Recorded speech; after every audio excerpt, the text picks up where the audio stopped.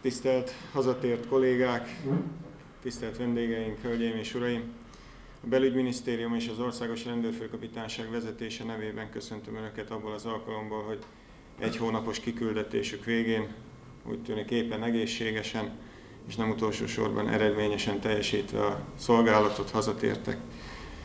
Köszöntöm Önöket, hiszen többen vannak Önök között olyanok, akik már többször megjárták ezt az utat, és erősítik azt a határvédelmi rendszert, amit mondhatjuk úgy Magyarország vezérletével, vezényletével a nyugat-balkáni, sőt az egész balkáni régió magáénak tudhat.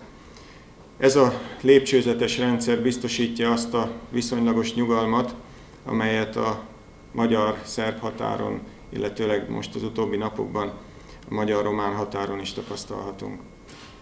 Köszönöm Önöknek azt a küldetést, azt a munkát, amit végeztek mind Makedóniában, mind Szerbiában, hiszen ezzel is tovább öregbítették Magyarország és a magyar rendőrök jó hírnevét, ezzel is elősegítették azt a nemzetközi szervező munkát, amiben a Magyar Belügyminisztérium és a Magyar Rendőrség vezető szerepet vállalt.